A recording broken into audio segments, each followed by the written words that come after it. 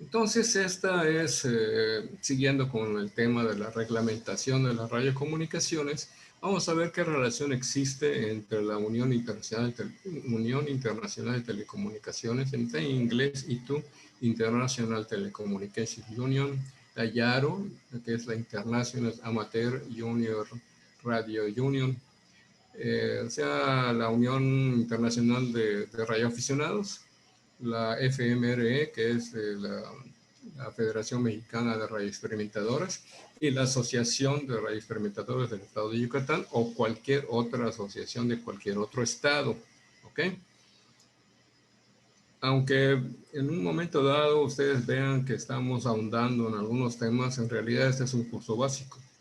Aquel que quiera ahondar por ejemplo, en modos digitales, podríamos armar, si hay suficiente quórum, un curso específico para modos digitales o para telegrafía o para cualquier otra cosa, ¿no? Ah, muy bien.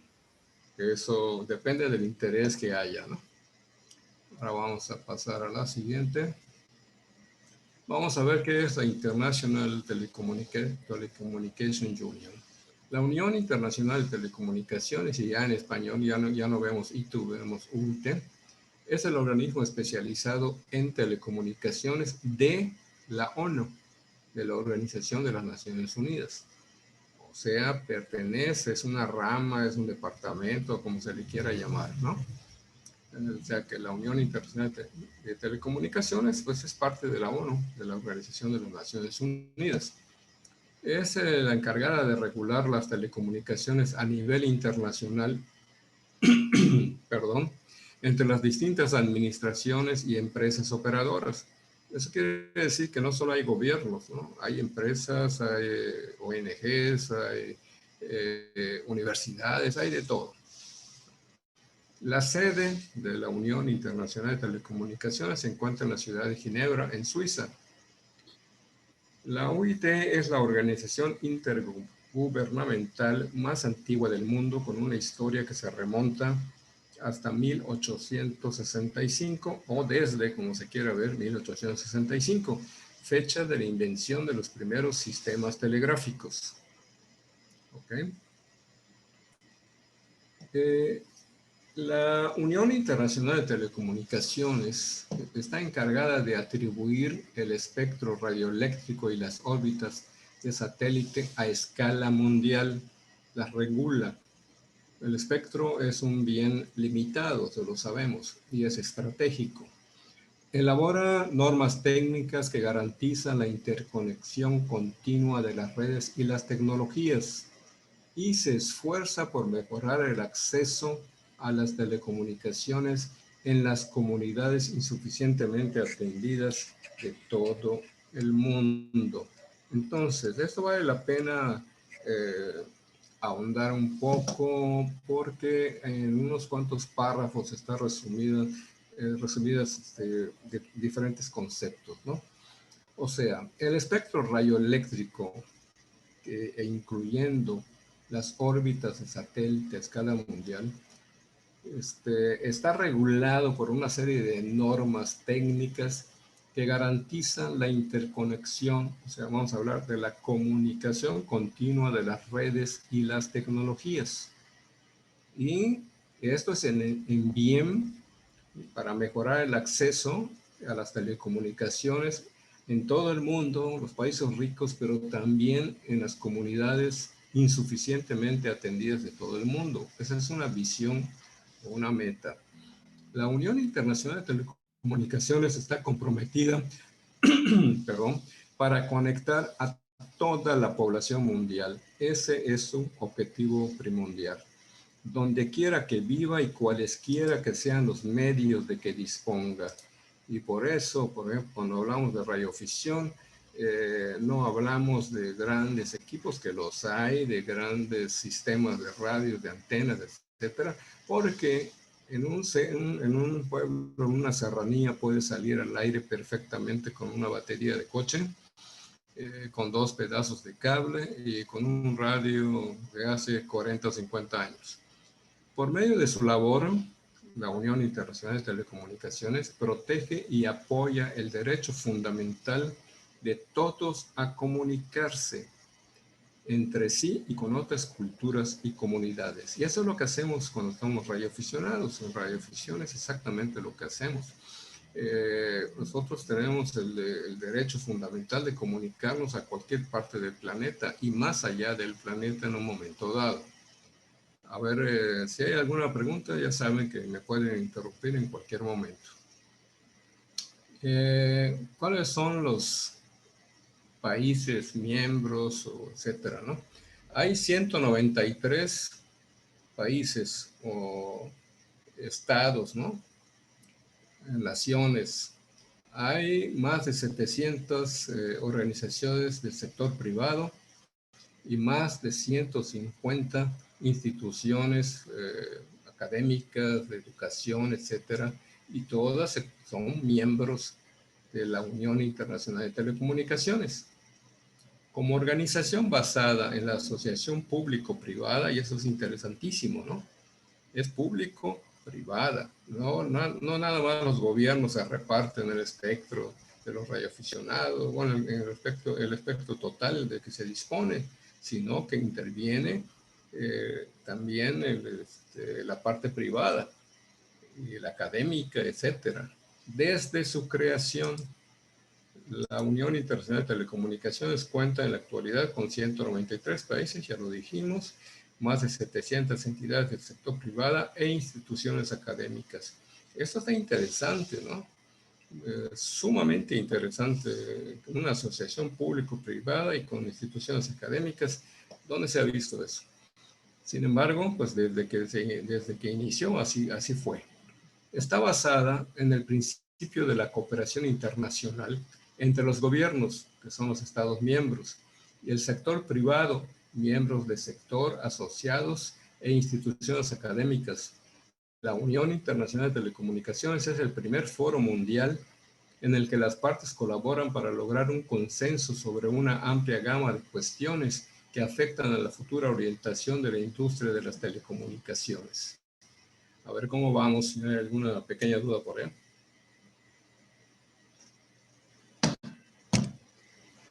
Ok, entonces continuamos con la siguiente.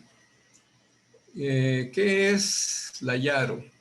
La Unión Internacional de Radioaficionados.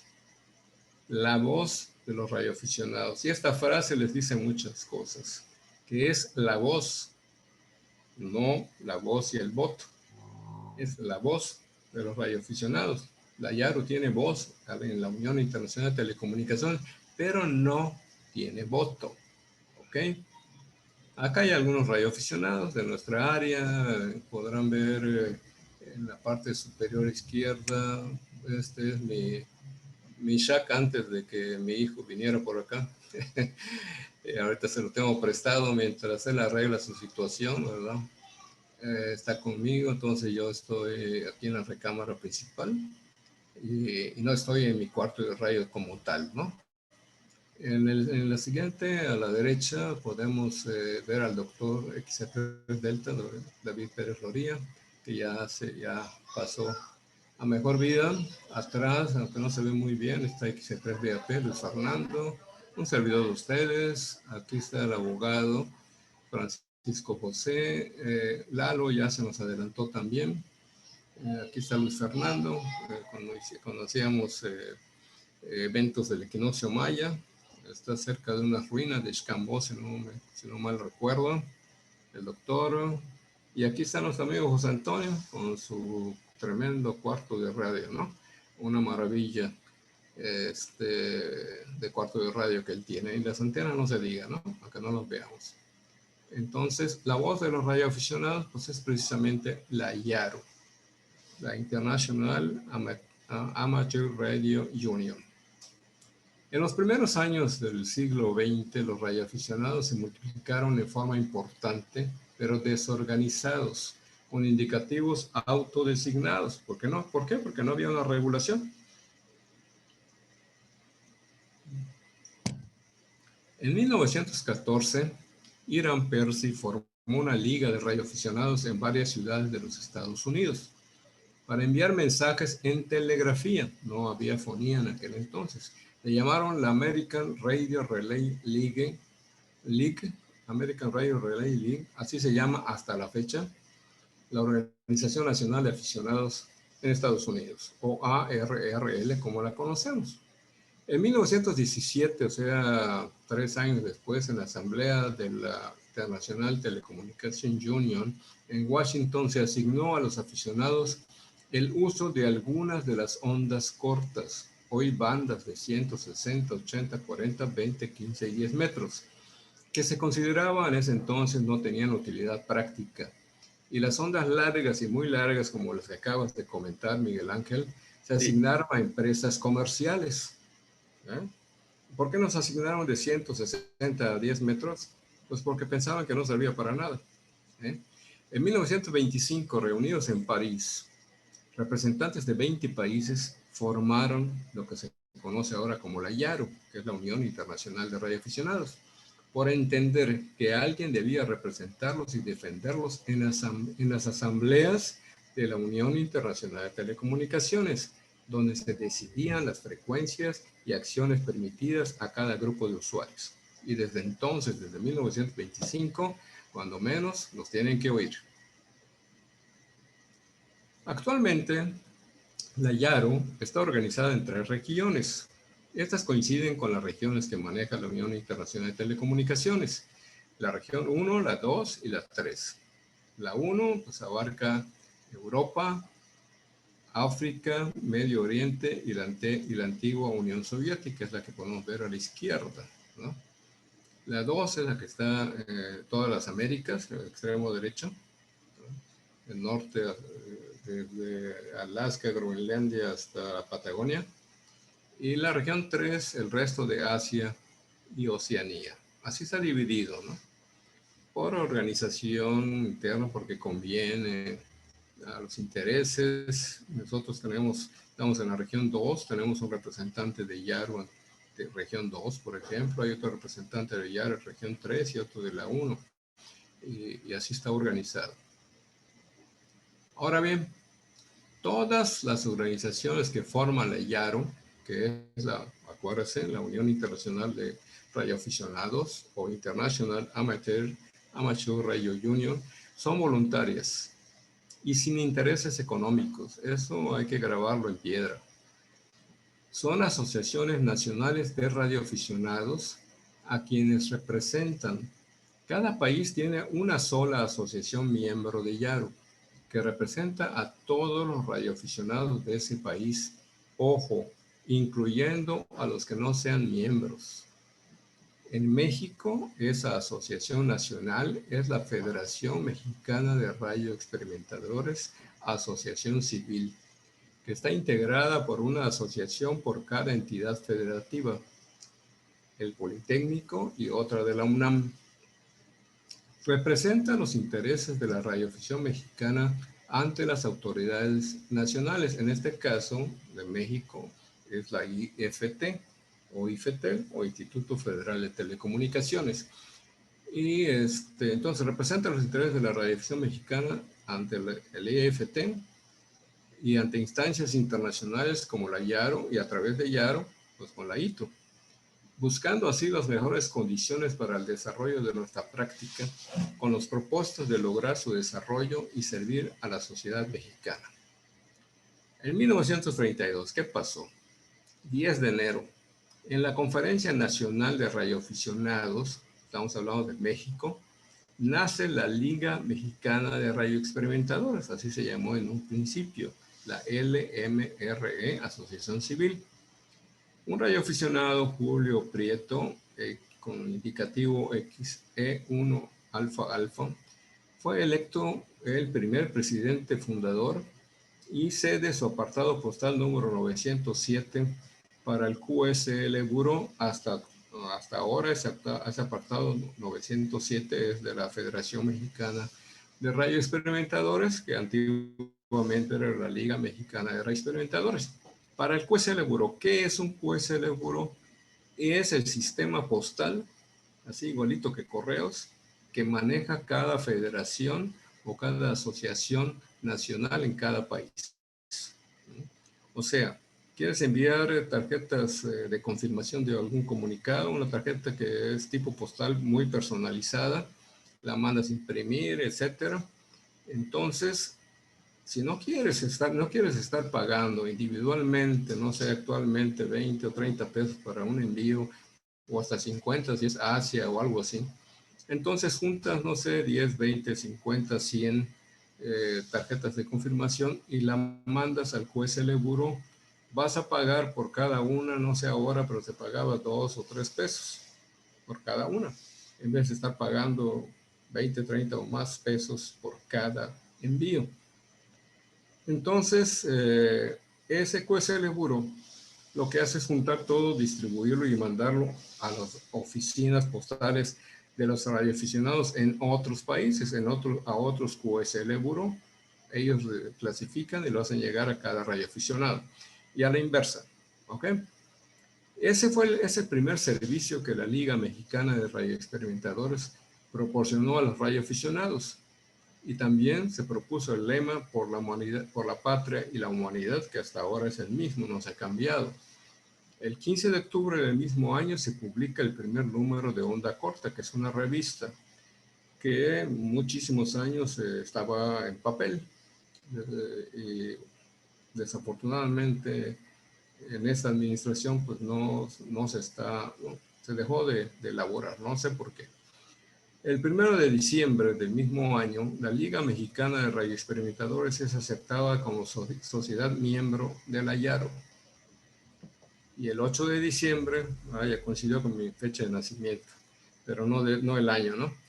El 8 de diciembre de 1988, la liga se transforma en federación. ¿Por qué pasó federación? Porque en ese entonces se empezó a recibir un subsidio de la CONADE, ¿no? Esta Comisión Nacional del Deporte, ¿no? Yo sé que ya desde hace cuando menos 6 o 7 años ese subsidio ya no existe, pero muchos años la federación obtenía ese subsidio gracias a pasar de liga a ser una federación que forma parte de la CONADE. ¿Cómo vamos hasta aquí? Bien. Perfecto. Alguien preguntaba qué significa AREI, Asociación de Radioexperimentadores del Estado de Yucatán, y también es una asociación civil. Ahora vamos a ver quiénes somos nosotros, ¿no? ¿Qué es la Asociación de Radioexperimentadores del Estado de Yucatán? ¿Cuál es su misión? Es fomentar la buena práctica de la radioexperimentación en el Estado de Yucatán en todas sus modalidades, AM, FM, banda lateral, de arriba, la de abajo, modos digitales, etcétera, mediante el establecimiento de un programa permanente de cursos. Nosotros empezamos con los cursos y empezamos a tener CDs, a repartirlos, etcétera, mucho antes de que cambiara de Cofetera y FETEL, el organismo regulador, mucho antes de que ya pudiéramos dar los cursos con el objetivo de poder acceder a una concesión a través del IFT, ¿verdad?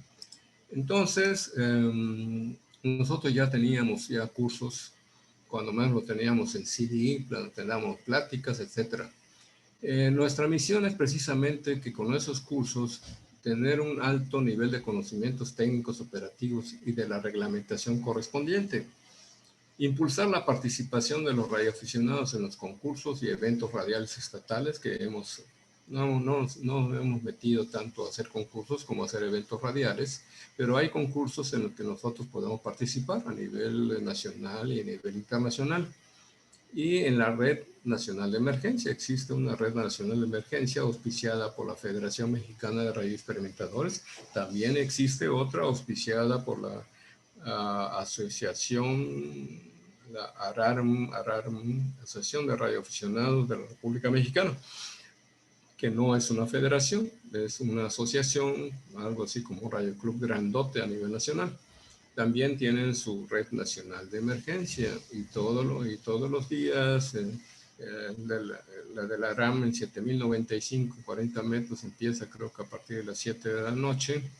La federación empieza a partir de las 8 de la noche. La federación a las 9 brinca 80 metros, la RAM se queda en 40 metros, cada quien con sus reglas, ¿no?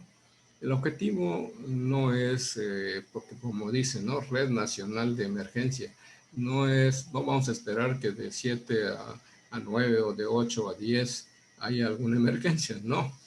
El objetivo es que aunque solo intercambies un reporte de señal, o sea, RS, que es legibilidad y qué fuerza tiene la señal que recibes, ¿no?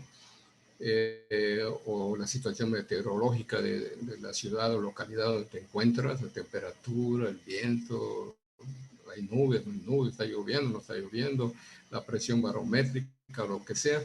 No es tanto esa información como que al intercambiar esa información, estás sabiendo si tu sistema de antenas, de radio y todo está trabajando al 100% y de los otros demás que participan, ¿no? Ese es el objetivo de una red nacional de emergencia, en cuanto que está haciendo prácticas diarias donde puedes tú probar cómo está tu sistema de antenas, tu sistema de radio, etcétera. En una palabra, cómo está tu estación de radioaficionado. Entonces, si hay una emergencia, si tú estás bien, vas a poder salir al aire, si no, pues nomás no.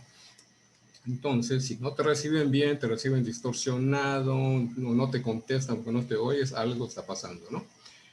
Muchas veces es culpa de la propagación, pero muchísimas otras veces puede ser que tu antena tenga problemas, por ejemplo, o que el radio no esté sacando toda la potencia. Hay muchas cosas que pueden pasar, ¿no?